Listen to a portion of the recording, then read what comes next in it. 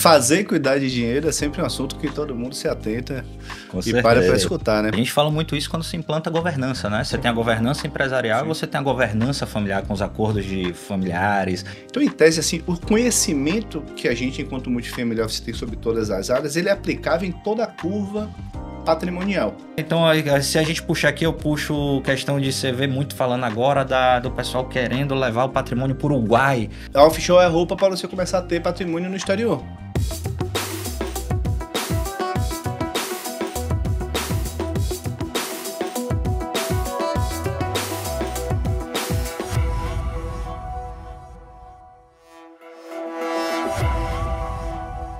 Olá, estamos aqui para mais uma edição do nosso Legado Podcast, hoje com um convidado especial. Eu, como vocês já sabem, Kleber Falcão, como host do nosso podcast. Tenho aqui comigo agora uma presença ilustre como co-host, a primeira vez dele estreando. Estreante aqui. Herbert Teixeira. Herbert é nosso sócio aqui no Legado, um cara que tem um domínio absurdo sobre a parte de marketing, posicionamento, brand. Herbert, fala um pouco mais aí do que você faz. Para que vocês que estão acompanhando aqui, Herbert é o responsável por toda a parte de identidade visual, toda a parte de estratégia de marketing, tudo do Legado, o que vocês vêm acompanhando nas nossas redes. Eu vou deixar que ele se apresente um pouco e depois vou apresentar o nosso convidado ilustre, que hoje a gente vem com um perfil um pouco diferente. A gente vem conversando com empresários familiares, contando um pouco da sua história, trazendo isso para vocês, mas esse convidado ele vai trazer uma perspectiva diferente, porque ele não é um empresário familiar. Hoje o negócio dele, apesar de ter negócios familiares, mas ele lida muito com empresários familiares de diversos portes, mas principalmente aqueles que hoje têm uma estrutura muito relevante, né, que trabalham aí com grandes fortunas. Já dando um spoiler para vocês aqui do que vem. Herbert, por favor, se apresente. Bom, meu nome é Herbert Teixeira, eu sou estrategista de Marketing Growth. Eu tenho 17 anos no mercado e meu negócio é criar estratégias para você vender mais e melhor. Simples assim. Maravilha. Tá fazendo um bom trabalho aqui no Legado. Gostei, viu? Gostou? Vamos lá, apresentando aqui então. Hoje o nosso convidado é o Rafael Bastos. Ele é co-founder e CEO da MAN, um dos maiores e relevantes multifamily offices aqui do Brasil, né? Não vou nem dizer Salvador, mas com base em Salvador, mas atua no Brasil todo, em diversos países. Hoje tem mais de 30 bilhões em capital recomendado, né, na história aí do escritório, com mais de 1,5 bilhões em projetos imobiliários desenvolvidos, né? Você vai explicar um pouco para a gente aí, Rafael, como é que é essa estrutura, atua em diversos continentes, né? Então a gente quer ouvir um pouquinho da sua história, saber um pouco quem é o Rafael Bastos, o que é a MAN e o que é um multifamily office. Eu acho que quem está ouvindo a gente aqui também ouve muito falar sobre isso e acaba não sabendo e não conhecendo de fato, né? Vamos lá, meu amigo. Verdade. Um prazer ter você aqui com a gente, uma honra.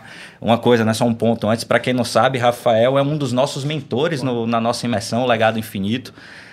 Ele é responsável por fechar ali os 2 dias, né? Ele vem no final do segundo dia com um tema onde ali já tá todo mundo meio cansado, mas ele entra, todo mundo fica logo doido, todo mundo querendo saber o que é aquilo curioso. Ali, um assunto polêmico e curioso, né? Então, e muito pessoas muito interessadas no assunto dele, nas rodadas de mentorias, é muito requisitado. A gente gostou muito do assunto. A gente tá causando só aqui a perguntinha para vocês, agora ele vai falar aí. Rafa, se apresenta aí, vamos lá. Fazer e cuidar de dinheiro é sempre um assunto que todo mundo se atenta Com e certeza. para escutar, né? Para mim é uma honra estar aqui com vocês, obrigado. Tenho certeza que vai ser um papo muito rico aí para nossa audiência, 2 monstros aí no que estão. Eu espero que possa colaborar à altura aqui do podcast, né? Só pelo traje aí, você já tá num nível diferente. Se eu soubesse, né? Eu passava em casa depois do escritório. Tô aqui todo mundo meio startup e tal. Você veio aí, eu falei, cara, mas vamos lá. Já mostra.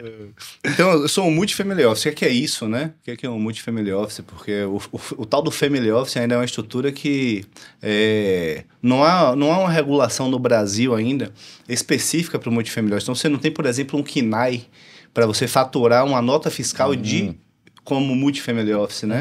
Você tem estruturas de consultorias financeiras, não financeiras, estruturas de apoio administrativo, né? Uma série de atividades registradas pelo IBGE, mas o multifamily office ainda não existe como existe, por exemplo, em outros países, né? Que já tem um desenvolvimento mais maduro, né? De famílias... Essa estrutura financeira, né? O Brasil é muito jovem, né? Eu lembro que quando eu conheci a Dinamarca, foi 2011, 12, eles contaram a história que há 600 anos atrás eles estavam fazendo uma estrutura de pedágio com correntes para os navios, né? E aqui a gente já estava pré-colonizado, né? Então existem alguns séculos de amadurecimento nas estruturas patrimoniais que levam naturalmente o velho mundo, né? Ou até sociedades que se desenvolveram mais rápido do ponto de vista econômico, como os Estados Unidos, né? A estarem na nossa frente, numa vanguarda nesse sentido. E a gente já, desde 2011, né, opera como multifamily office no Brasil. Fomos o primeiro do Nordeste, o primeiro da Bahia. Hoje somos um dos mais relevantes no Brasil. E estamos aí nesse caminho agora de escalar esse conteúdo, essa inteligência para mais pessoas, né, poderem cuidar aí dos seus legados, do seu patrimônio, da sua riqueza constituída, né? Perfeito. E fica sempre a dúvida do que é multifamily office. Outro dia eu participei de um podcast do nosso amigo, seu xará de sobrenome, né, Falcão? Nosso amigo Carlos Falcão, né? Ele me perguntou qual era a diferença entre o private bank e o multifamily office, né? Que é uma dúvida que acontece muito. Muitas vezes o cliente confunde a gente com o escritório de advocacia, às vezes confunde com o escritório de auditoria e contabilidade, né? Porque o family office, ele orbita todas essas estruturas de fornecimento de inteligência de serviços para as famílias, né? Pensando hierarquicamente, pensando no organograma, a família está sempre no topo, logo abaixo está o escritório familiar, e abaixo do escritório familiar todos os blocos de provedores que a família precisa para poder conduzir os seus projetos, né? Então o Family Office, ele é um grande hub de todo esse gerenciamento, que cuida tanto das rotinas e processos, quanto da estrutura de investimento recorrente e cuida dos modelos de governança, né? Muitas vezes formado por membros familiares, né? Muitas vezes apenas de uma única família, que são os single family offices. Sim. E muitas vezes com agentes contratados, terceirizados, ou estruturas de multifamily office que atendem a mais de uma família em um mesmo bloco de atendimento, né? Como o custo de estrutura humana e de tecnologia e de research, ele acaba sendo muito relevante, né? O passo para a família escolher ter o seu próprio escritório familiar requer um volume de patrimônio um pouco maior para que esse custo administrativo não justifique, não calibre muito o carregamento, né? Então, assim, na prática, até 400, 600 milhões, as famílias usualmente preferem multifamily offices, porque tem ali uma equipe especializada, né? Sem necessariamente ter um custo indireto desse carregamento no mês a mês, né? Não, muito bom. E o bacana de ter Rafael aqui com a gente hoje é porque isso está muito ligado ao que a gente faz, né? Do legado aqui, o nosso propósito, que é justamente pegar as famílias, né, empreendedoras, as empresas familiares e apoiar elas no desenvolvimento enquanto uma empresa familiar de um negócio simples, transformar ele através de profissionalização, implantar gestão, implantar governança, para que eles cresçam, se desenvolvam, que virem uma família empresária, né, com uma gestão de patrimônio, família investidora, que aí eu acho que entra aí na seara dos multifamily offices, né, do single family office. Essa é a nossa jornada, é exatamente essa. Pegar o cara de onde ele está hoje, profissionalizar, pensar na sucessão e entregar Nossa meta é fazer que muita gente esteja aí na estrutura dos multifamily office, né? Então, muito nobre isso, né? O Brasil é um país movido ao empreendedorismo, né? Justamente, a gente tem que tentar, né, fomentar cada vez mais isso. Sem dúvida. Para a gente simplificar aqui, né, Rafa? Então, falando, né? A gente tem hoje, vamos supor, uma família que tem uma empresa, duas, investimentos em ativos imobiliários, investimentos em ativos financeiros, né? Investimento na bolsa, em outros ativos financeiros. E hoje essa família ela ainda não está bem estruturada, ela vai fazendo aquilo ali, né? O fundador ou o sucessor vai administrando isso. O multifamily office é justamente uma estrutura que profissionaliza, né, essa estrutura de investimento e da gestão do patrimônio dessa família, né? Então, como você falou, você tem a família que está no topo, você tem o multifamily office e tem toda a base de rede de apoio de prestadores de serviços para isso, né? Então é como se ali a família ela virasse de fato uma empresa, né? Vamos dizer, ela vira uma empresa, uma estrutura com gestão. Não, maravilha. Cara, agora eu quero saber o seguinte, ok, entendemos que a MAN é um multifamily office. Posso fazer um parênteses sobre esse ponto que é muito rico. Hoje de manhã eu estava tendo uma reunião com a família discutindo o acordo de sócios deles. Família pequena, de primeira para segunda geração, de uma matriarca com 2 filhos, ambos casados, ambos com filhos, com existência da terceira geração. E a premissa que nós estávamos discutindo nós vamos tratar a estrutura familiar como uma empresa. Nós teremos governança, conselheiros externos, conselheiros internos, auditoria terceirizada, rotinas de diligenciamento sobre os próprios membros, definição de qualificação mínima para cada cadeira. Que essa é a principal decisão, assim como nos negócios empresariais, os negócios patrimoniais demandam a mesma estrutura executiva de qualquer empresa, né? Perfeito. Você tem uma empresa que é um fundo, uma holding patrimonial, enfim, que tem 100 milhões para investir. Você tem política de investimentos do diligência, alocação, acompanhamento, prestação de contas, estrutura jurídica, contábil, financeira, CEO, CFO, CMO, como é que... É exatamente a mesma coisa. Ainda mais porque você tem mais de um sócio, né? Sim, são vários exatamente. sócios. E a cada geração mais interessados, né? Cada vez mais, porque vai multiplicando. Exato. E você tem o fator ainda, além de ter mais de um sócio, o fator emocional, né? Da família e tal, toda aquela estrutura. Então, isso realmente é extremamente importante que a gente passe a olhar a família em um determinado momento como uma estrutura empresarial. A gente fala muito isso quando se implanta a governança, né? Você tem a governança empresarial e você tem a governança familiar com os acordos de familiares, como o recurso deve ser investido. A gente vai entrar um pouco nisso aqui mais para frente, que eu acho que é um tema que tem muita discussão e bacana. A gente já falou isso em alguns outros podcasts também. Mas eu queria conhecer um pouquinho mais da sua história, né? Como é que como é que Rafael entrou no mundo dos multifamily offices, nessa parte de estruturação patrimonial, de apoiar essas famílias, né, a realmente alocarem melhor seus recursos, né? Porque a gente vê muita família que constrói um patrimônio absurdo, desenvolvem grandes negócios e dali, né, vai crescendo, como você falou, primeira, segunda geração. Hoje, infelizmente, no Brasil, a gente tem, né, um número muito baixo de empresas que conseguem ir para a segunda geração. Para a terceira, então, nem se fala, né? Mas a gente queria saber um pouco como é que você chegou nesse aqui, mundo, né? e tá aí, né? Como é que você... hoje é o Rafael Daman, né? Um dos maiores multifamily offices do Brasil. Essa trajetória é curiosa, porque ela não foi pensada desde o início, né? Quando eu comecei no mercado financeiro, eu tinha 19 para 20 anos de idade, né? Já estava na escola estudando publicidade e propaganda e respondia um processo seletivo para trabalhar numa mesa de operações que operava na Bolsa de Nova York, chamada Hood Brothers, né? Fiquei lá uns 2, 3 anos com um vietnamita chamado Jim Warren, até hoje a gente tem contato. Bacana. E aí o mercado financeiro me contagiou, né? Quando eu saí do escritório, eu operava muito bem, sempre operei bem, né? E abri uma escola de investidores. A gente atendia na época muitos médicos, né? Que faziam cursos de imersão de 2 fins de semana. E que normalmente não sabem mexer com dinheiro, né? E a gente estava começando, a gente está falando do que existia pregão Viva Voz ainda. Sim. Né? Tô falando de 2003, 2004, né? Não parece não, mas já tem um tempo, já tem um tempo caminhando aqui. Então, era muito legal. E aí veio um primeiro agente de investimentos. Nós somos o primeiro escritório da XP do Nordeste. Caramba. Em 2007, eles estavam se transformando em corretor. E em 2008, quando eles ficaram aptos a terem escritórios, a gente entrou na primeira leva. Bacana. Então, foi muito legal. Foi agente autônomo até 2010, né? Trabalhei com distribuição. Em 2011, eu já entrei para o lado consultivo. Eu já tinha estrutura de seguro nessa época. Aí nós abrimos a consultoria de valores imobiliários. 2012 veio o Family Office. 2014 veio a nossa desenvolvedora imobiliária. Aí eu tive uma jornada que eu atendi muito atleta de futebol. Sim. De 2014 até 2021. Então, precisei ficar muito bom também em não residentes fiscais, né? Em acordo de bitributação internacional. Perfeito. Hoje o pessoal mora muito fora, né? Muito. Então, eu tive clientes em todos os lugares que você imaginar, né? Ucrânia, Turquia, França, Itália, Espanha, Alemanha, Portugal, Canadá, México, Peru, Estados Unidos. Cada indivíduo desse com um regramento tributário de patrimônio diferente. Então, a gente ficou muito bom internacional, né? O nosso Family Office em 2014 a gente abriu na Suíça, hoje a gente tem escritório em Orlando ainda. Já tivemos em Portugal.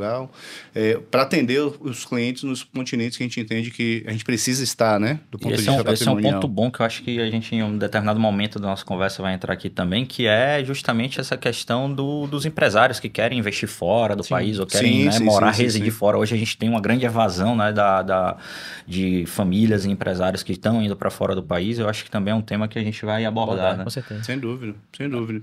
E aí eu tive gestora de recursos nesse caminho, fechei gestora, tive empresa de recomendação e análise. Hoje não tenho mais também. Hoje eu mantenho no meu grupo empresarial as empresas que orbitam a gestão de patrimônio, né, que me entregam soluções para eu atender as nossas famílias de forma mais eficiente dentro de casa, né? Mas também simpatizo muito com o ambiente empresarial, né? Já tive experiências em setores fora da gestão do patrimônio, né? Mas desde 2012 eu estou trabalhando junto de grandes fortunas, né? Tivemos um perfil de assalariados, né? Mais jovens, os atletas, né? Que chegam ali aos 35, 40 anos aposentados. Sim. Né? Então a estrutura de fluxo de caixa de vida deles é bem diferente de um empresário. Hoje a gente atende preponderantemente empresários, né? Famílias empresárias, primeira e segunda geração.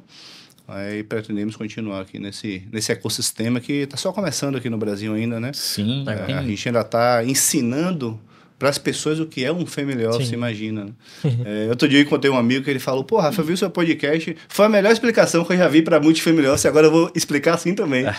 Ele também tem um escritório, né? E muita gente não sabe, cara. Quando você fala de multifamily office, aí você vem com a sigla, então, MFO, cara, a galera olha assim e fala, o que é isso? O que é um MFO, né? Tipo, não sabe o que é e tal. Então, São Paulo você ainda... Sim. Tem famílias, né, que o número de famílias que utilizam dessa estrutura é superior, mas quando você fala aqui na Bahia, muita gente não sabe, né? Perfeito. Então, quando você fala, vamos montar um multifamily office, tem nossa... Aqui todo mundo conhece a hold, né? Aquela questão da estrutura da hold, mesmo nela, assim, né? Fica nela e quem não conhece. Uma hold, já tem uma puta estrutura aqui que é dona de tudo, né? Então, vai muito nessa linha, né? De conhecimento é muito básico ainda. Eu acho que a gente trazer isso aqui, nada, que é isso? Quer atender? Fica não, foi um colírio. Vou lá e vou botar um colírio, daqui a pouco eu ponho. Eu tenho uma curiosidade sobre a tese do Multifamily Office, certo. Que a gente tinha conversado semana passada. Que foi que te deu esse start para você buscar essa tese do investimento? Eu trabalhei com distribuição. O mercado financeiro é o lugar mais cretino do mundo, né? É um lugar de assimetria de informação. Sim. Quem tem mais informação tira dinheiro de quem não tem.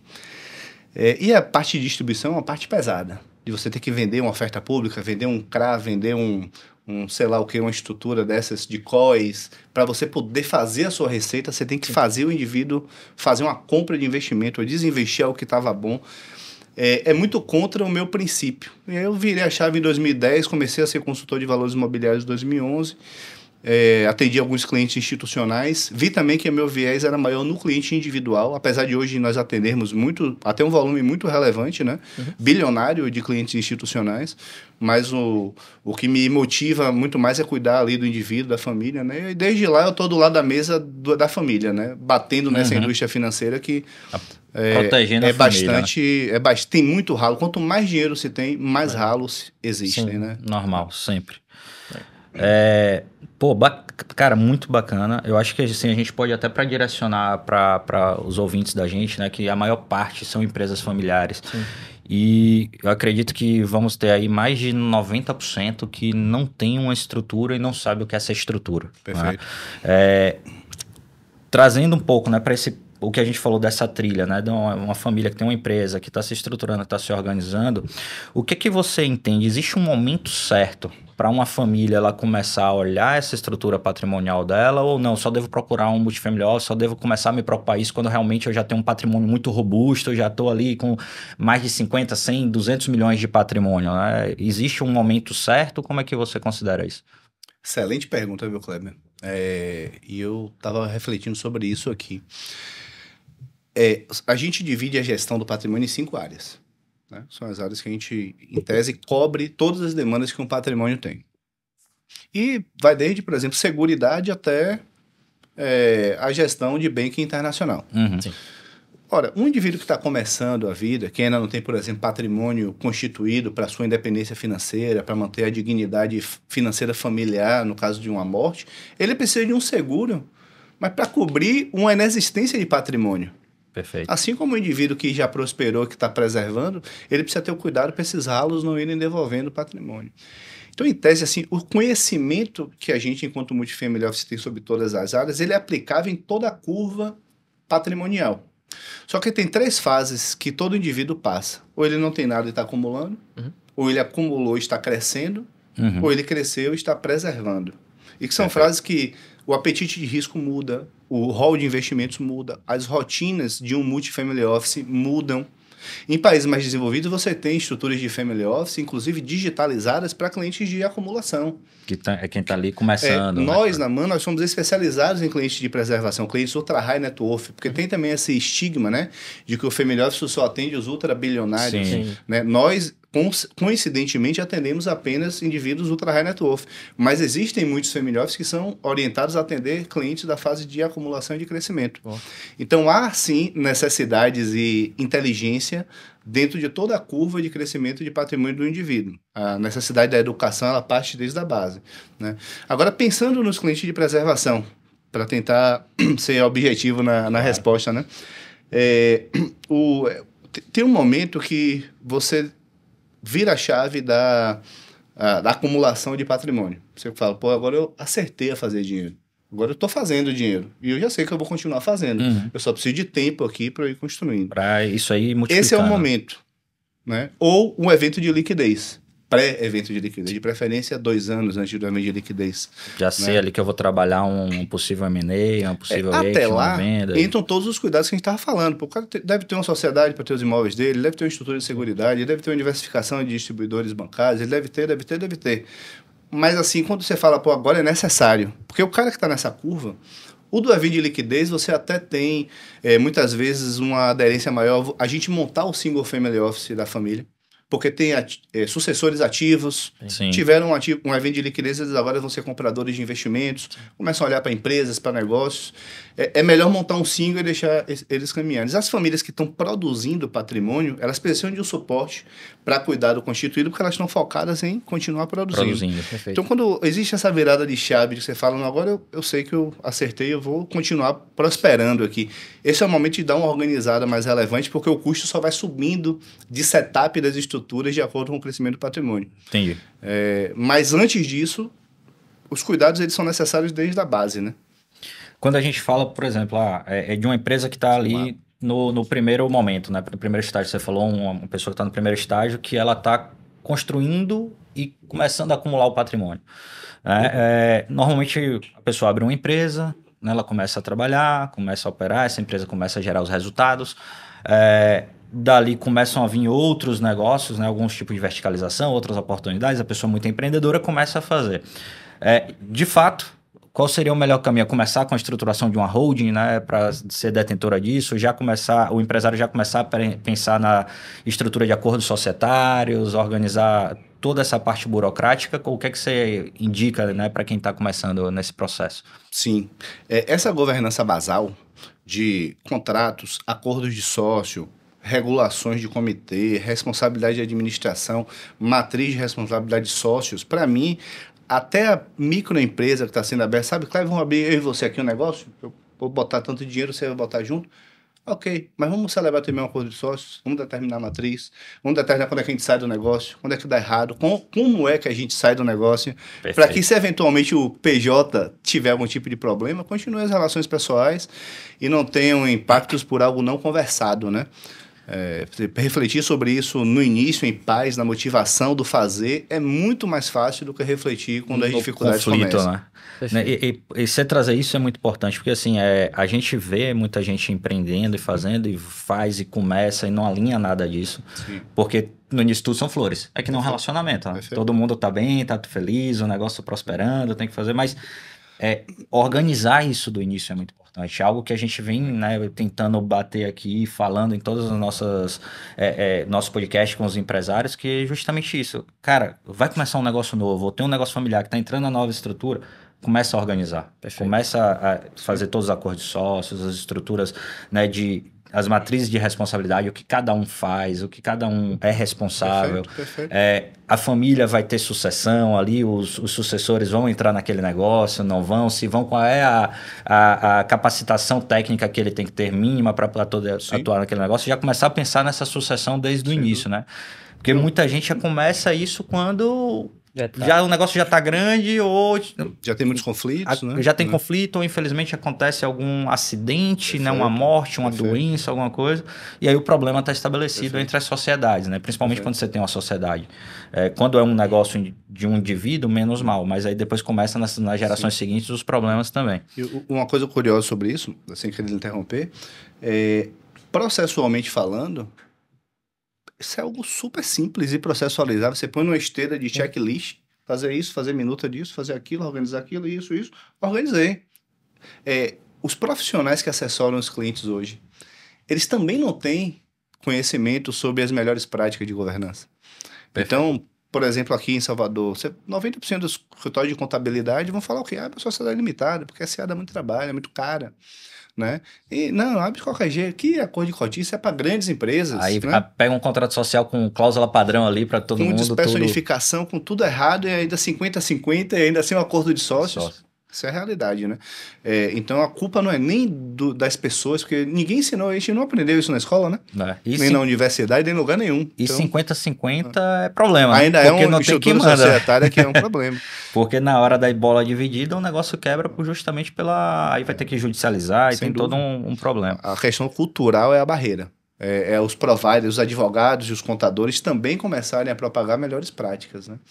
A gente, inclusive, tem muitos embates, né, com esses prestadores de serviço nas famílias, porque a gente precisa ser top-down, né? Perfeito, É assim, sim. vocês vão executar. É assim, você vai Executa. mas por quê? Por quê? Vai dar trabalho, ninguém quer trabalhar mais, né? Família só leva trabalho para os outros. Então, a conta não fecha. Normalmente quando vem o consultor, todo mundo fica... Mas, cara, eu acho que trazendo esse papo aqui, né, e avançando, evoluindo, como a gente falou, né, o conhecimento básico eu acho que é hold, né? Mas aí você fala de hold, trust, você começa a vir com outros temas. Traz pra gente um pouquinho, né, dessas estruturas, o que é uma hold, para que serve, o que é uma trust, para que serve, como você evoluir para outras estruturas patrimoniais mais robustas. Vamos clarificar um pouco isso para quem está ouvindo a gente? Claro. A premissa é não se ter patrimônio na pessoa física. Você constrói veículos societários, que são empresas, veículos societários, esse nome, empresas, financeiras ou não, para ter o seu patrimônio. A roupa, né? A roupa da noiva. A noiva pode casar de vestido curto, médio, longo, vai ser a noiva do mesmo jeito. Uhum. Então, escolher qual é a roupa depende de duas variáveis principais. Do dinheiro. O que é que o dinheiro precisa? Não, eu sou um dinheiro institucional, sou um fundo de previdência que só posso investir em um fundo de um asset S3 e essa asset só pode investir em uma outra asset que tenha pelo menos 10 bilhões. Você tem regramento, eu preciso ter um fundo que é assim, que vai investir dessa forma. Agora não, eu tenho um imóvel, por exemplo, de família que hoje já está mais barato vender pela pessoa jurídica do que pela física e eu vou integralizar numa sociedade.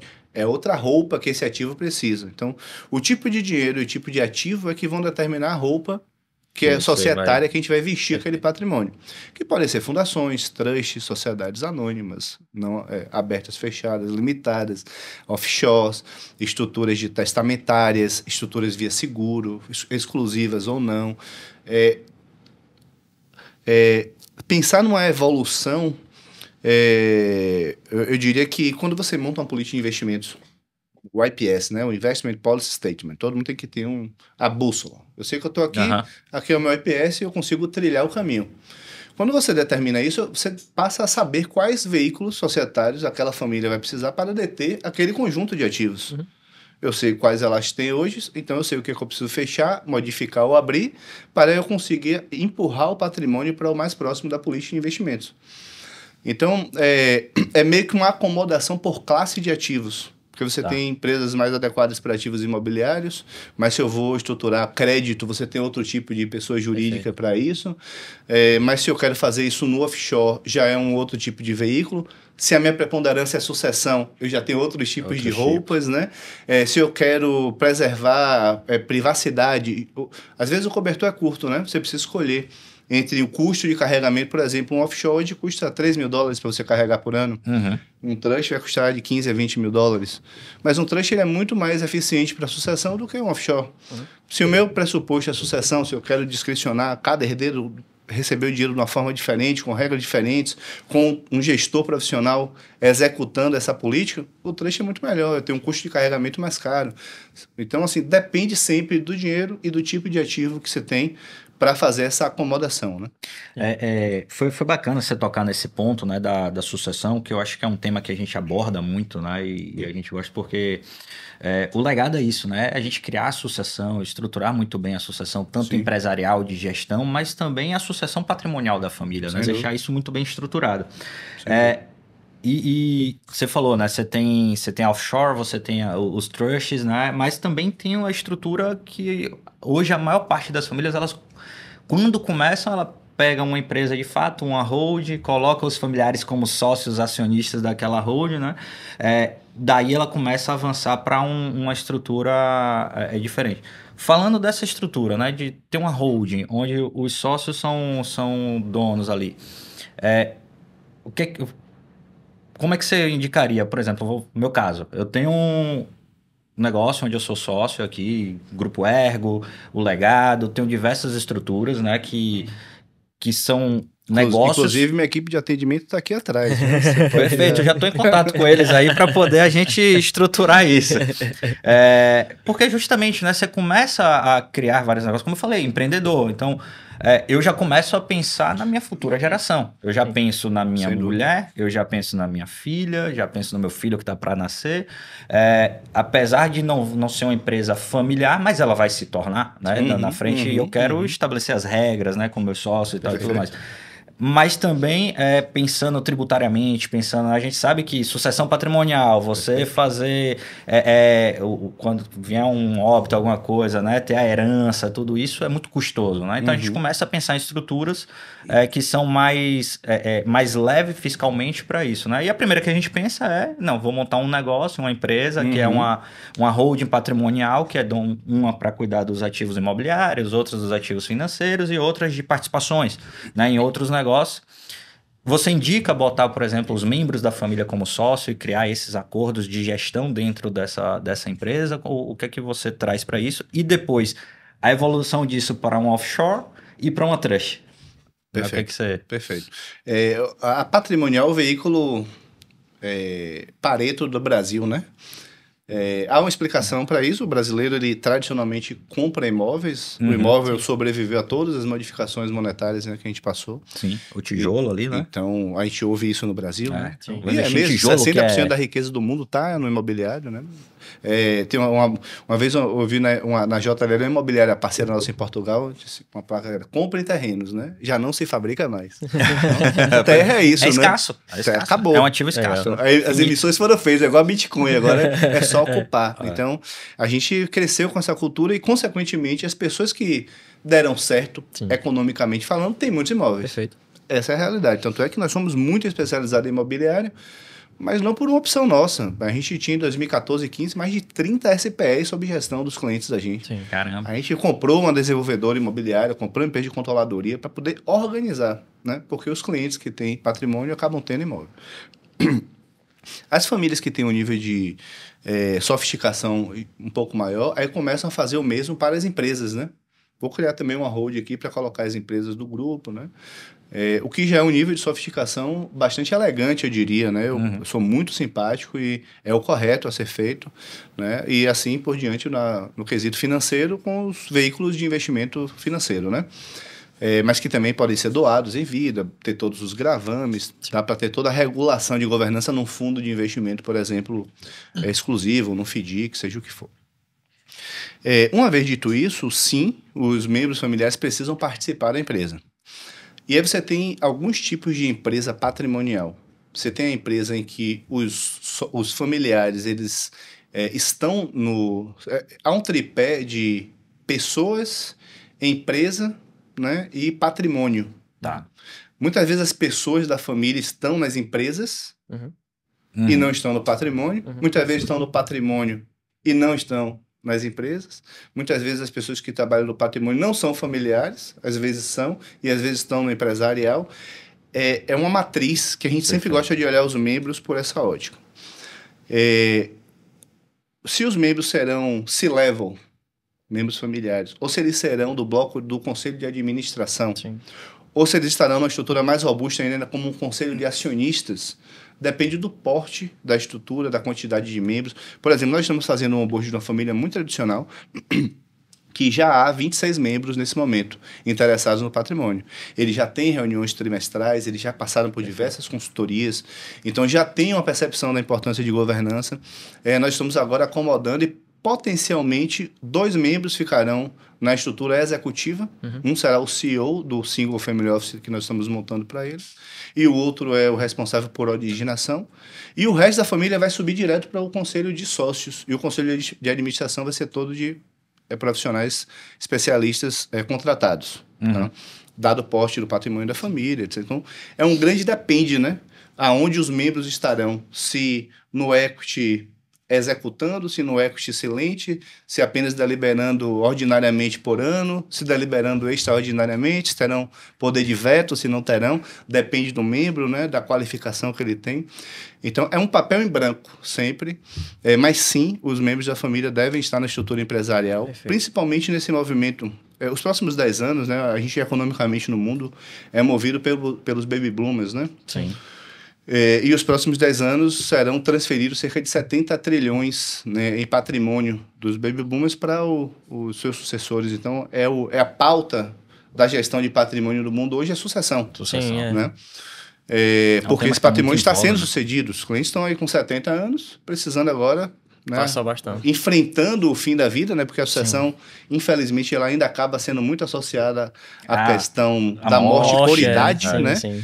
E não da morte como potencial fato para qualquer um vivo, né? Sempre que a pessoa tem patrimônio e tem sucessores, ela deve fazer a sucessão, né? Porque a morte pode acontecer com 30 anos, com 20, com 50. E o bom, né, que tem uma barreira muito grande, isso que... E quando a gente conversa, né, com estruturas de empresas familiares, e aí você tem os sucessores, conversando com os sucedidos, existe um tabu muito grande de conversar sobre isso. Porque é o seguinte, esse assunto não. Tipo, vamos supor que você vai se falar com seu pai, e aí, vamos conversar aqui sobre a sucessão. Quer me matar? Quer que eu morra? Quer que eu fique com meu dinheiro? Minha morte? Quero falar disso agora, não. Quero falar, não, você quer me ver pelas costas, né? Tem muito isso, mas é importante, né? Eu acho que é a gente trazer a importância dessa conversa. É determinante, né? A morte é um fato certo para qualquer ser humano vivo.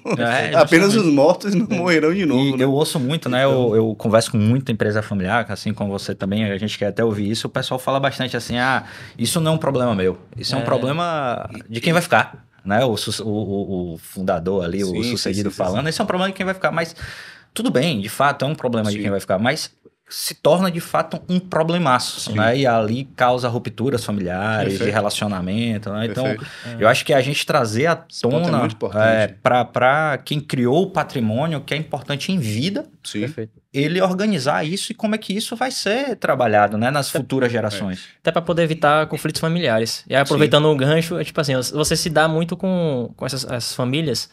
Aí, como é que você resolve quando há conflitos familiares? Que é um tema muito sensível. Perfeito. Vamos lá, falar primeiro aí sobre os conflitos familiares, né? Que ocorrem, como qualquer família, né? Famílias patrimonializadas também passam por conflitos, né? Existe uma intervenção, né, do Family Office que ela é limítrofe ali a um nível de intimidade, né? Que não cabe mais para a gente estar, mesmo quando o assunto surge, a gente tenta contemporizar, porque o nosso papel é capturar aqueles espíritos ali, aquelas essências, aquela energia da família e tentar regular um processo que atenda a todos os membros. Sim. Porque existem os caminhos, né? Muitas vezes, por falta de conhecimento, vêm os estresses, vêm os ruídos, né? Recentemente eu participei de uma reunião com 2 irmãos que eles começaram a discutir porque estavam perdendo um negócio de 100 milhões de reais. E aí, quando ele explicou por que estava perdendo o negócio, eu falei, olha, mas veja bem, isso daqui a gente consegue resolver assim. Consegue. Voltou a amizade, mas metaforicamente falando, eles estavam entrando em uma culpabilidade ali do outro porque estava perdendo um negócio que nem era para ser perdido, porque tinha uma solução societária para se compor, né? Então, a gente participa, eu diria que de uma forma muito pragmática. Nosso papel é tentar ser um olhar externo, de fato, e entregar essa escuta ativa e toda essa inteligência para tentar capturar aqueles ruídos e ver como é que você regula um modelo que atenda aqueles membros. Porque a família, né, você falou do patriarca, da matriarca, que fala, não é comigo, né? Eu recentemente até escrevi um artigo falando dos tipos de ricos, né? Primeiro que ser rico é uma coisa que ainda é uma coisa subjetiva, mas existem vários níveis de riqueza. Você tem a riqueza individual, onde você é rico por si próprio. Você tem a riqueza onde você já está constituindo as próximas gerações. Existem famílias que realmente não estão preocupadas com as próximas gerações. E o nosso papel é de demonstrar a importância das ações atuais para manter a qualidade de vida e dignidade financeira das gerações futuras. Mas uma vez também que o patriarca ou a matriarca decide, olha, eu vou gastar tudo até os meus 90 anos. É o direito, A gente né? vai montar o patrimônio para atender a isso. O caminho é a gente que monta, onde o destino, quem disse, são só as famílias, né?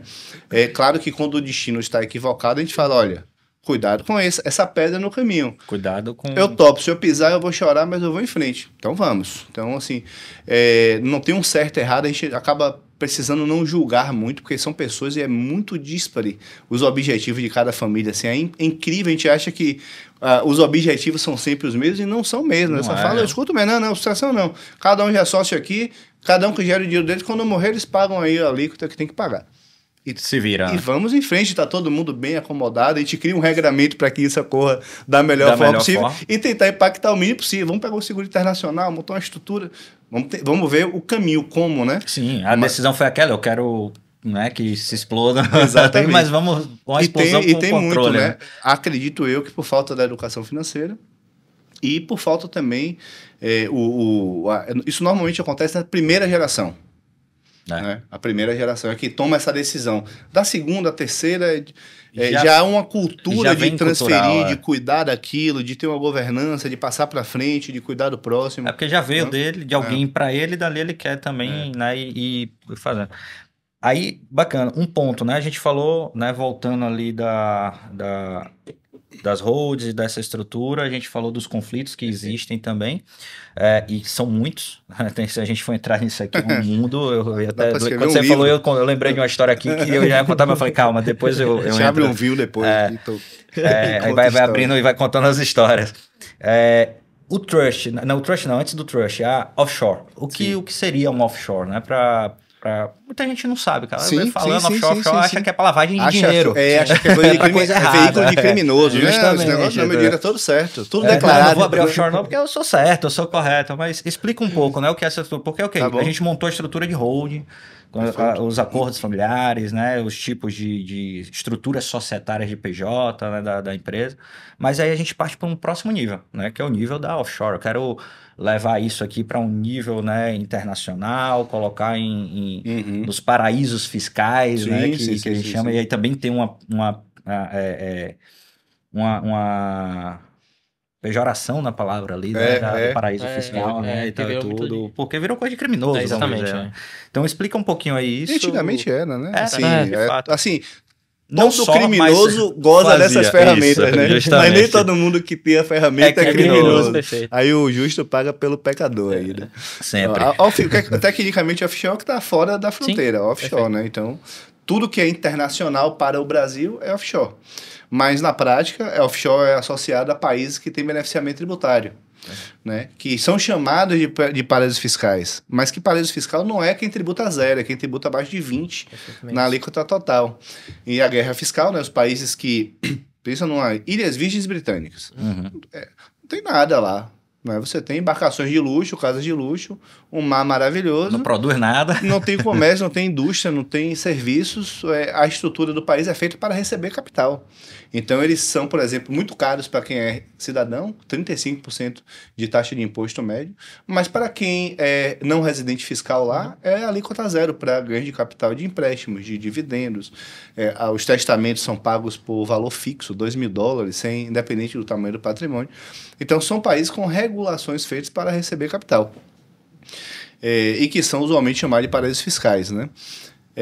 Então, a offshore ela ficou associada a esses países. Mas, por exemplo, uma sociedade na Suíça ela é um offshore para o Brasil. Mas Sim. A Suíça ela tem impostos caros, chegam a 28%, não é um país de tributação zero, né? Mas é um offshore. Agora, quando a gente pensa aqui em offshore, a gente pensa em Panamá, Sim. Ilhas de Man, Ilhas Malta, Cayman, Bahamas, né? Que são justamente esses paraísos... Nevis, que são esses países que tributam zero, né, para o não residente fiscal, para atrair esses capitais para lá. E lembra aquela história da roupa, né? A offshore é a roupa para você começar a ter patrimônio no exterior. Perfeito. Porque se eu vou ter patrimônio no exterior e a premissa é não ter patrimônio na pessoa física, o veículo mais abrangente e eficiente de todos é offshore. É simples, é discreta, tem uma boa regulação, é barata para carregar, permite um regramento para quem é dono maravilhoso. Se tiver em legislação britânica, em common law, melhor ainda do que está em um país de civil law, porque é tratado meio com uma cama de arbitragem, né? Não é aquele direito julgado da jurisprudência que a gente tem aqui no Brasil.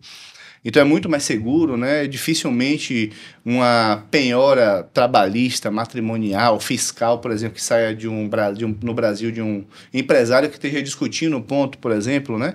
Tem situações que nós temos uma família agora que está discutindo com a Receita Federal uma tributação sobre uma estrutura que era um dividendo, mas que a contabilidade lançou errado, mas eles têm como comprovar que é um dividendo. Sim. E uma discussão de 7 milhões de reais e ele está preocupado com a capacidade de execução da Receita, mas nunca a Receita conseguiria executar, por exemplo, se patrimônio estivesse nas Ilhas Virgens Britânicas. Pois é, não teria essa porque não é uma lei lá para que o judiciário de lá, né, aceite o protocolo dessa petição e siga com os ritos tradicionais. Então é muito seguro. Para a gente que é brasileiro e que vive nesse ambiente meio hostil de excessos, né, do judiciário, estar numa governança em outro país é muito seguro. Eu estou dizendo isso por quê? Porque muitas vezes você mantém os ativos no Brasil, mas transfere a governança para fora. Perfeito. Sabe, eu vou criar... O dividendo será tributado, todo mundo já sabe disso, então está todo mundo montando já seus grupos empresariais para o patrimônio não subir para a pessoa física. E aí, na ponta desse patrimônio, você joga para fora do Brasil, por exemplo, né? E a tua pessoa física está acomodada num país que o Código Civil tem 100 anos, sim, da mesma forma. É estável, né? E não subindo o dividendo para fora do Brasil, você administra bem toda essa estrutura tributária, né? Desculpe, quando começa a fazer sentido fazer um offshore? A partir do... vamos lá. Essa é uma excelente pergunta. Objetivamente, ela vai custar entre 2 e 3 mil dólares para abrir e 2 e 3 mil dólares por ano para manter. Que, vamos fazer uma conta aqui, se assemelha a um custo de uma contabilidade brasileira. R$2.000 por mês. Não é um salário mínimo a contabilidade? Sim. Então dá 16 mil no ano, 17 mil, mesma coisa. Um pouco menos até. Esse é o custo de carregamento. Então, riscamos aí o mito de que para ter um offshore é caro. Perfeito. Ora, se eu quero comprar um terreno de 20 mil dólares, eu posso escolher gastar 2.500 e ter a minha estrutura. E aquele meu primeiro terreno, eu vou ter ele de 20 mil dólares. Vou vender ele, fazer 10 mil dólares de lucro. Legal, vou comprar o de 30 e eu vou pagar meus 2.500. Assim como eu posso botar 100 mil dólares, ou 1 milhão de dólares, ou 10 milhões de dólares. É uma relação do custo versus o patrimônio e se eu topo aquele deságio. Porque eu posso topar, pode ser caro, mas eu falo, não, mas é a minha primeira pernada. Eu quero ver o dinheiro ir e voltar. Quando eu estiver mais seguro, eu aumento a minha posição, mas já estou ciente que eu vou carregar esses 15 mil reais aqui, esses 2.500 dólares. Então, não é bem o quando quando você decide ter uma posição fora do Brasil. Mas até mesmo para ter posições no Brasil, eventualmente você jogar sua governança para fora é salutar para proteger a sua pessoa física. Perfeito. Bacana você comentar isso, que era uma pergunta que eu ia fazer, né? Muitas vezes você abria offshore, né? E aí você falou pegar ali um país com as regras britânicas, por exemplo, que são as BVIs, as Ilhas Britânicas Virgens. Montei elas, tá ali estrutura, comecei a investir fora. A estrutura local, os bens e patrimônios que eu tenho hoje no Brasil, eu levo para essa estrutura, né? Porque muita gente pensa, não, vou abrir um offshore para ser dona de tudo, para eu me blindar e tal e tudo. Porque quando você fala de governança, né? Você fala de governança, levar o quê? São as regras estatutárias de como controle, né? Do patrimônio, mas mesmo que essa estrutura não seja dona do patrimônio no país, no Brasil. É sempre salutar que em cada país que você tem uma operação, você tenha a sua sociedade de investimento naquele país. Então vai ter patrimônio no Brasil, vai ter a sociedade no Brasil, vai ter nos Estados Unidos, abre lá. E deixa a tua offshore só como hold mesmo. Ela é dona de sem ela ser a dona dos ativos diretos. Ela é dona, então vamos supor, a gente ela é dona das empresas. Tem uma holding patrimonial no Brasil. Essa offshore é dona dessa holding. Exatamente. Tem uma nos Estados Unidos que é operacional e tal, ela é dona daquilo. É um caminho. O salutar é que seja dona de ponto de governança do país e aqueles pontos de governança abra para as estruturas se forem necessárias, né? Perfeito. Não necessariamente dona patrimonial, tem que estudar caso a caso, mas de repente dona da sociedade que é dona patrimonial. Perfeito. Isso é uma dúvida porque assim, eu acho que é uma dúvida de muita gente, né? A gente conversa com muito empresário e fala justamente isso. Pô, o que é, né? E aí agora vamos avançar para um mais ainda que eu acho que é mais distante de quem está começando a entender um pouco esse mundo, né, de holding, de offshore, que é o trust. Né? E Pô, a gente que segue, né? Eu sigo o seu perfil, acompanho o seu trabalho, tudo, é algo que você vem falando agora bastante, né? Do trust, das estruturas de trust, até porque você defende muito a questão da dolarização do patrimônio, de mandar o patrimônio para outras estruturas, né? Também e tudo mais. O que seria esse trust, né? O que é para exemplificar para quem está ouvindo a gente? Tá bom. O trust é uma pessoa jurídica que basicamente é formada por um instituidor, que é quem põe o patrimônio naquele trust, como se fosse um fundo ou uma sociedade. Uhum. Tá? Você tem um gestor, que é o trustee, ele é um cara contratado para cumprir uma política de investimentos, e você tem os beneficiários do trust, aqueles que vão se beneficiar daquele patrimônio. O trust ficou muito mal falado depois da Lava Jato, né, em 2014, por causa de Cunha e todo mundo que teve trust, mas o veículo em si é um veículo assim centenário, aristocrata, né? Você vai em Liechtenstein, são especializados em trust há mais de 150 anos. É um veículo que surgiu da fidúcia, né? Antigamente os navegantes que iam para suas batalhas deixavam em fidúcia o seu patrimônio no nome de um trustee, né? Para que se acontecesse algo com ele, ele conseguisse prover os beneficiários dele, né? E veio naturalmente se instituindo, e hoje é uma estrutura com muita regulação, com muito compliance, né? O brasileiro é um povo desconfiado, né? Nós somos desconfiados. Então, existe uma resistência grande do brasileiro à gestão discricionária, né? Por terceiros ali, né? Por terceiro. Não, se vou dar 100%, o cara faz o que ele quiser, porque ele está acostumado aqui o cara pegar o dinheiro e fazer o que quiser mesmo, né?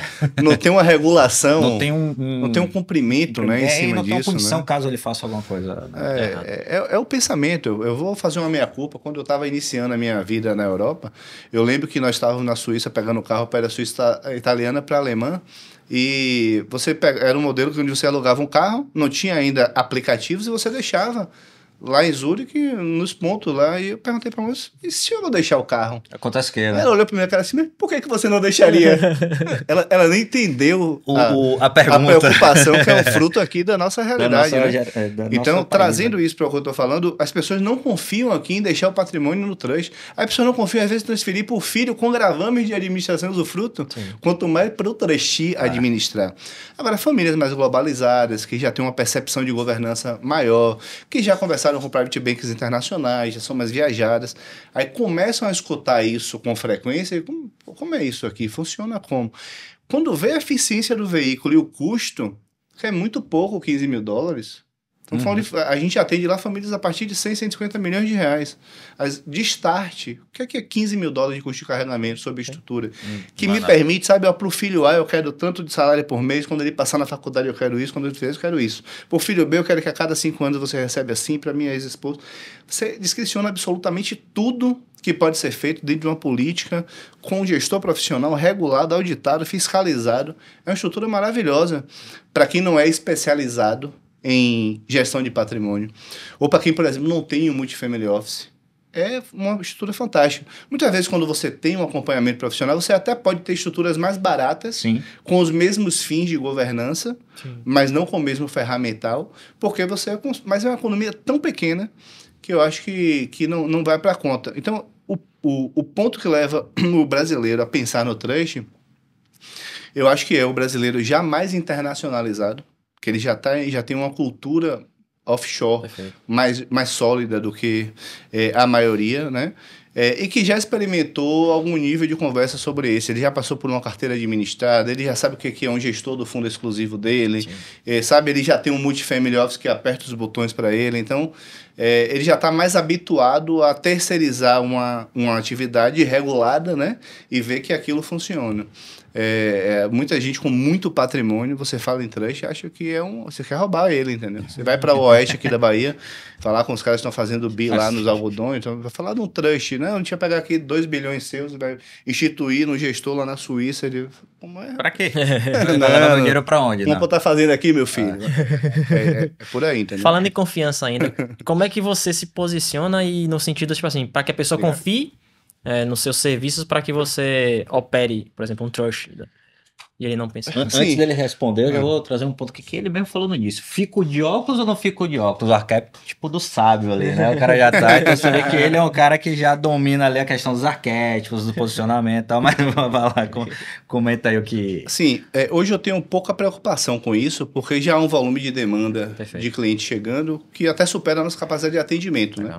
Mas no início, eu sou jovem, né? Eu tenho 42 anos hoje. Quando eu comecei, eu tinha 32 anos, 30 anos. Na gestão de patrimônio de pessoas que sempre tiveram 60, 70. Então, eu lidei já com uma necessidade de posicionamento, né? Que para gerar essa fidúcia, né? Eu tenho um perfil muito técnico, então eu não sou a melhor pessoa às vezes para gerar conexão, né? Porque eu sou meio binário, minha cabeça é processualizada, eu tenho um cumprimento de tarefas, se eu chegar lá, eu tô aqui, é assim que eu vou, igual um trator pro final, né? É o meu jeito. A gente percebe isso na relação da parceria com a gente aqui. A gente tem uma reunião com o Rafa chega logo depois, já vem com um documento todo formalizado ali. Cara, a nossa reunião a gente falou sobre isso, tal. Confere. Eu até perguntei pra Bia, ele tá com cloud? Se ele tiver com cloud, ele é uma máquina. E aí internalizo com o time, já tem tarefa pro time, cadê, cobra isso, muito cobra pós, cobra card. Muito bom. Então, eu penso muito assim. Então, assim, hoje, eu acho que pela até atividade que eu venho fazendo nas redes sociais, você vai ampliando a quantidade de pessoas que lhe escuta, né? E aí permite um relacionamento, porque, por exemplo, a gente tem uma relação pessoal, a gente está aqui junto, mas as pessoas, a gente tem relação pessoal hoje, a vida adulta, ou com a nossa família, ou com as pessoas que estão no nosso trabalho, né? Perfeito. Essa é a vida adulta. A rede social permite que muitas pessoas acompanhem as minhas ideias. E eu acho que isso gera esse rapport de confiança. Falar, rapaz, eu gosto da forma que esse cara pensa, olha, eu penso de forma parecida. Se conecta contigo. Então, foi muito bom também essa jornada da digitalização do nosso negócio, né? No sentido de mais pessoas poderem confiar, porque em confiando, elas vão poder implementar nas suas famílias as recomendações, vão poder melhorar. Então, é um ganho para eles mesmos, mas que eu que estou tendo, né? Claro, de confiança. Isso é muito curioso. Né? Além de gerar relacionamento, você eleva o nível de consciência, então sim, é muito importante. Né? Super. Muito, até o volume mesmo de trabalho, né? Cresceu bem significativamente. Legal. Por vários motivos, porque as pessoas estão tendo essa percepção. Sim. O nosso país está vivendo o que ele está vivendo. Sim. Nós estamos vivendo a década da sucessão, então tem muitas convergências levando a isso, mas em paralelo a gente decidiu abrir o nosso método, nossa inteligência, então mais pessoas têm visto, né, o que a gente pensa, o que a gente faz, e aí isso vai gerando essa confiança. O cara vai falar, rapaz, é isso mesmo, eu confio, concordo com isso aqui. Boa. Não, e você falou num ponto aí que é abrir um método, né, para gerar confiança e tudo mais, e a gente vem conversando bastante. Eu acho que assim, o nosso podcast aqui não vai dar porque o assunto tem assunto aqui para falar 10 horas, né? Na imersão o Rafael ficou falando 2 horas e ainda foi assim, correndo, vai para conseguir passar. Te marca a educação continuada. Vamos fazer uma série. Tem que ser a série aqui, a série sobre sucessão patrimonial e estrutura de proteção. Vou botar no documento. É importante.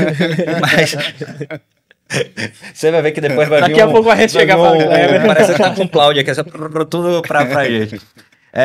Aí, pegando nesse ponto, é até legal que... E aí, trazendo um pouco aqui, né, da MAN, né? Você tá com um projeto muito bacana que é justamente de você difundir esse método, né, da MAN e meio que transformar isso mais acessível para todo mundo, né? E aí, vem dentro dessa parceria, a gente estava conversando muito isso. Conta pra gente um pouco, e aí já com essa pergunta, eu vou te perguntar uma coisa também, que é o seguinte... MAN, educação e qual é o legado que você gostaria de deixar também, né? Com essa sua passagem. A gente está mudando a indústria de family office do Brasil, né? A gente vai permitir que qualquer família possa ter uma gestão profissional dos seus ativos patrimoniais. Basta fazer os cursos, contratar o software, seguir o método e ela vai estar anos-luz na frente da maioria. Isso é o que eu pretendo deixar com toda essa estrutura que a gente vem colocando, né? O nosso negócio ele é muito escasso. Então, eu estava comentando ontem com um amigo presidente da Vitor, né? Sim. O Igdal, né? Isso. Então, falando desse trade-off, né? Porque, ao mesmo tempo, hoje eu vou é difícil eu ir num restaurante de negócios em Salvador que eu não tenho que cumprimentar 2, 3 pessoas, né? E cada vez dando mais certo, cada vez eu terei menos privacidade. Perfeito. Então, é um trade-off relevante. Porque antes eu conseguia estar sem ninguém me conhecer em todos os lugares. Era algo que eu valorizava bastante. Mas, ao mesmo tempo, não há uma forma da gente pulverizar a inteligência que está na nossa cabeça se a gente não der esse passo, né? Então, eu fui provocado no passado pelo nosso sócio, falou, rapaz, vamos abrir o nosso board? Eu falei, pô, vamos, né? No início foi um pouco resistente, mas depois que nós decidimos, a gente também estratificou. Hoje são quase 1.600 conteúdos totais, somando artigos, vídeos, que estão subindo, vão subir durante 1 ano e meio, agora, a partir de agora, né? Agosto, setembro. Que basicamente a gente está tirando todo o nosso método e explicando para as pessoas, seja a partir de masterclass, de e-books, de artigos, de vídeos no YouTube, de formações. As pessoas vão poder ter essa educação que não se tem, né? Ninguém explica o que a gente explica. Sim. Você às vezes tem um advogado com a voz do jurídico, um assessor de investimento com a voz do financeiro, o private bank ali, o cara imobiliário, mas ninguém está juntando isso e nós somos, enquanto família, players, né, que... é um hub só de gestão contínua de todas essas esteiras de processo. Então, a gente está pegando a nossa metodologia, né, que é muito estratificada, apta já para ir para, inclusive, o modelo ISO, e colocando isso no SaaS, a gente está criando agentes de IA, vocês sabem disso. Ano que vem a gente vai oferecer uma série de soluções que vai facilitar muito a vida das pessoas, sabe? De anamnese de conteúdo, rotinas contábeis, rotinas com os private banks, com toda essa inteligência que a gente está alimentando, testando, né? E a nossa ideia é que em 27, que é quando a gente acaba esse drop inicial de conteúdos nossos, a gente tenha realmente o nosso SaaS implementado, toda a nossa formação no ar, os nossos agentes de IA, e que qualquer pessoa realmente possa ter uma gestão profissional da sua família, independente de poder ter um family office, poder ter Rafael, né? Qualquer pessoa. Vai lá, estuda e aplica que vai ter... Talvez não seja ipsiliter, né? Uhum. Mas em relação a cuidados e processos, o método é o mesmo, né? Perfeito. Eu tô extremamente ansioso aí para esse conteúdo todo. Ele tá no caminho certo, que é de soluções, que é um pouco do legado aqui, que é educação, serviço e SaaS. Sim. Fantástico. Esse ecossistema aí... E consultoria, né? A gente também tem linha de consultiva. Isso. Que é justamente isso, né? Você prover um ambiente de soluções para as empresas familiares, para as famílias, né? E para todo nível de conhecimento. Todo nível, justamente. Todo nível. A gente vem buscando muito isso, mas agora eu quero saber, e o seu legado? Qual é o legado que Rafael quer deixar com tudo isso? Eu pretendo fazer essa mudança na indústria de gestão de patrimônio no Brasil, né? Que realmente de pulverizar isso e que todo mundo tenha... Ser possível, né? De não ser algo escasso como é hoje. Só quem tem acesso ao que eu consigo fazer são as poucas famílias que nós atendemos, né? E o nosso time, enfim, a gente não tem uma perspectiva de atender, sabe, uma centena de famílias, né? Então a gente precisou modelar toda esse método em uma série de pílulas para níveis de demandas diferentes, onde na nossa estrutura atual você tem o nosso serviço on demand, onde é implementação, mas é uma implementação pontual, você tem consultorias, você tem serviço de diagnósticos, sabe? Você tem a parte educacional. Então, efetivamente, dá para se organizar sem a gente precisar do nosso time do MFO, né, que é muito restrito e pequeno, atuante nesses contratos. Então, foi a forma que a gente encontrou de tornar possível que pessoas com... O cara tem 5, 10 milhões de patrimônio, ele já carece de cuidados. Sim. Mas ele não suporta um FII mínimo, por exemplo, de um multifamily. Pô, ele pode fazer a educação, entender, reunir com os filhos, fazer dinâmicas, organizar tudo, seguir o passo a passo. Passo a passo no Family Office, é processo. É um self-made ali, ele mesmo estruturar isso, até que ele tenha a robustez, né? Isso, e a gente está felizmente conseguindo concatenar toda a estrutura, que é difícil. Primeiro você masterizar o método para ensinar, né? Para aplicar uma coisa, para ensinar é outra. Então a gente precisou passar por um processo bem desafiador, mas que agora já está subindo aí, né? Felizmente já estamos na fase de entrega. Feliz também com isso. Não, já acompanhando. Esse método, eu acho que a gente vem fazendo muita parceria boa. Para quem está acompanhando a gente aí, parte do método do Rafa, né? Rafa é um dos nossos mentores fixos da nossa imersão, que fala, né, sobre... O que a gente falou aqui é 1% do que você traz ali na imersão e 0... tantos por cento aí do que vai vir da estrutura que você está montando, que é uma estrutura que para ficar pronta até 2017, né? Então, ou 2027, perdão. Então, realmente é muito conteúdo, muita coisa e para a gente é muito gratificante poder estar junto com você, né? Ter você junto com a gente aqui no Legado, compartilhando todo esse conhecimento. E com esse mesmo propósito, né, de difundir o conhecimento, de preparar melhor as empresas, preparar melhor as famílias para que elas cresçam, né, que elas prosperem. Então isso para a gente também é extremamente gratificante ter você aqui. Quer falar aí? Não, é o mesmo propósito, tô falando. O mesmo propósito tá combinando. Isso, então é uma parceria que foi muito salutar, né? Foi muito forte. Cara, eu tenho mais um monte de pergunta aqui, mas eu acho que a gente vai, né? O tempo tá se passando, né? Mas eu queria te fazer uma pergunta seguinte: qual foi a decisão estratégica, né, que você tomou na sua vida que fez com que você fosse o que você é hoje e que esse legado ele realmente ele aconteça? Rapaz, foi pro lado do dinheiro na mesa. O lado de quem... Não vou mais trabalhar para instituição nenhuma, agora eu vou trabalhar para o dinheiro. Que é das famílias. Uma virada de chave irreversível. Né? Apoiar realmente a família, apoiar quem, né, e lutar por ele, não pela instituição que quer, outro né? lado da mesa. Por falta do conhecimento, como você falou antes. O ambiente é muito cretino mesmo. Sim. Muito cretino. Maravilha, cara. Rafa, muito obrigado. Se eu entrar em outras aqui, a gente vai se estender muito com Deixa com para o a seu segunda tempo. edição. A gente vai ter mais episódios para poder, né, trazer mais esse conhecimento sobre os multifamily offices. Para quem não sabe, a gente está conversando aí, né, sobre estruturar um multifamily office para o legado com a MAN, né, para que a gente atenda as famílias que estão entrando no nosso ambiente, no nosso ecossistema, né, onde a gente está querendo elevar esse nível de consciência para que realmente essas famílias elas prosperem e evitem conflitos, que sejam negócios duradouros, negócios sólidos, que possam impactar a sociedade, que possa gerar emprego, renda, né, e realmente modificar um pouco isso daqui, deixando o nosso legado também. Né? Então, cara, eu te agradeço muito por essa participação. Ter você aqui com a gente, com certeza a gente vai gravar um segundo e aqui, ó, só pra... São dá muitas perguntas, dá pra separar por tema, mas é por tema mesmo. Nós temos um episódio por tema. É uma porrada aqui, eu acho que cabe mais a gente gravar. botar um quadro fixo, viu? Com certeza, vai ser muito gravar rico. Isso aqui, eu acho que quem tá ouvindo a gente também vai gostar muito disso. Porque assim, a gente falou aqui basicamente só o iniciozinho. Sim. Né? A gente falou sobre estrutura de seguro, a gente não aprofundou tanto. Falou sobre estruturas societárias de empresa, de hold, de como a família, né, conflita em torno disso. Falou de offshore, falou de trust.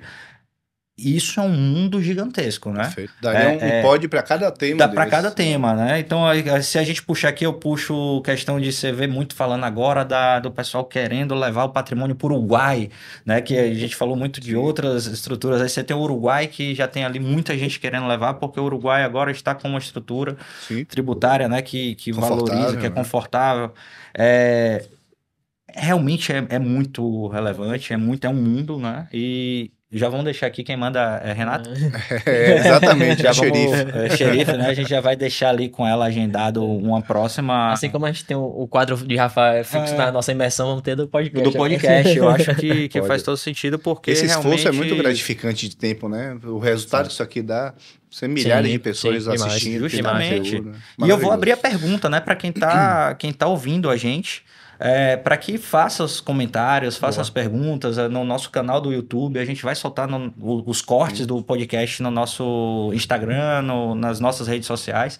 E a gente vai abrir as caixinhas de pergunta. Eu acho que quanto mais pergunta vem acerca desse tema aqui, vai ser relevante para que a gente consiga ir aprofundando mais. E aqui, além do podcast, eu acho que a gente podia fazer umas sériezinhas com o Rafa no Instagram também, né? De umas lives, alguma coisa junto aí em parceria com a MAN, para que a gente possa ir realmente trazendo mais luz. Conversando sobre isso hoje, né? A gente vai começar a adicionar agora lives para... Muitas vezes você precisa de um conteúdo mais de conversível ali, né? Para quem quer passar 50 minutos, uma hora, ouvindo conteúdo específico. Justamente, vai ser um prazer. Porque realmente é muito duvidoso o conteúdo, né? Duvidoso que eu digo assim, as pessoas não conhecem, as pessoas têm muita dúvida, as pessoas não sabem. Você vê que a gente... E duvidoso mesmo, tem muita gente falando bobagem também mesmo, né? Essa facilidade do digital... isso, de você ter um bom marketing, né? Perfeito. E vazio, é perigoso. As pessoas estão falando bobagem mesmo. Por isso que eu sempre falo, tem muita gente ruim vendendo. Então você precisa se posicionar. Você que é bom, você precisa se posicionar. Porque tem muita gente ruim vendendo. É aquilo que Falando fala, bastante. né? Que o Quase como um silêncio dever dos cívico. bons fazem os Perfeito, maus exatamente. crescerem. Né? Exatamente. É verdade. Então, eu acho Interessante. que a gente tem que realmente difundir mais isso. Então, cara, muito obrigado. Obrigado. Eu acho que cabem vários outros, como a gente falou, vamos avançar. E se quiser deixar um recado aí para quem tá ouvindo, para que conheçam mais, né, a estrutura da MAN, sigam. Fica à vontade aí. Sim, eu que agradeço, amigos. Assim, para mim foi uma honra quando vocês me convidaram para participar do legado, né? As famílias que nós atendemos são famílias empresariais. Não há nenhum programa empresarial, educacional, clube de negócio orientados para famílias empresariais como a que vocês criaram. Então, para mim é uma honra fazer parte disso, né? Poder colaborar. Tenho certeza que a gente vai fazer muito barulho, né? Gosto muito da ideia mesmo da gente oferecer essas soluções para as famílias que passarem pelo legado, né? É um plus muito relevante, dar a mão e falar, vamos juntos aqui, eu vou te acompanhar, a gente vai implementar juntos. Tem muita bobagem sendo dita, né? Então, eu implemento o quê? Por onde? Por quê? Por qual veículo, né? Então, iluminar esse caminho, para mim, será muito glorificador, né? E para quem estiver em Salvador, né? A gente vai ter dia 12 e 13 agora de agosto, uma outra edição da Imersão Legado Infinito. Estarei lá no segundo dia, falando sobre sucessão patrimonial, falando dos veículos, trazendo dinâmicas, para mostrar os principais gaps, né, que devem ser atendidos, junto com os speakers lá. A gente vai fazer um talk muito legal. Então, se você estiver pela Bahia ou por estados próximos, se organize, 12 e 13 de agosto. Vale muito a pena. Vai ser... Vamos afiar mais ainda aí nossa esteira de educação, né? Merchan feita, a chamada feita. Então, assim, realmente, não deixem de vir, porque a nossa imersão, a gente abrange muito conteúdo. O que Rafael trouxe aqui é uma pílula do que realmente é abordado lá. São 2 horas intensas, na verdade, às vezes até mais, né, Rafa, de conteúdo ali relacionado ao tema. Se deixar, eu faço o turno todo. O turno todo. Falo logo. A gente vai depois, inclusive, ampliar para 3 dias para que a gente consiga ter mais tempo realmente para poder abordar ainda com mais profundidade. Mas a gente passa por o que é família empresária, sobre os conflitos familiares, né? A tríade que você falou, né? das famílias, a gente faz esse tipo de avaliação, a gente ajuda a empresa a implantar... Conhecer ferramentas de gestão, ferramentas de profissionalização, as governanças empresariais, governança familiar, estruturas de expansão e crescimento do negócio e toda a parte de estruturação patrimonial e sucessão patrimonial, né? Então, esse é um pouco do leque que a gente aborda lá. Tudo que a gente vem falando aqui é muito pouco do que a gente aprofunda, né? Então, todos estão convidados, se inscrevam, curtam nosso Instagram, sigam nossa página no YouTube. E compartilhe esse podcast aqui com a família empresária ou alguém que você conhece. Maravilha, muito obrigado. Obrigado, Rafa. Obrigado, por estar aqui com a gente. Pela primeira, você foi para a estreia fantástico, meu amigo. Valeu, Rafa. Obrigadão, cara. Valeu Foi demais.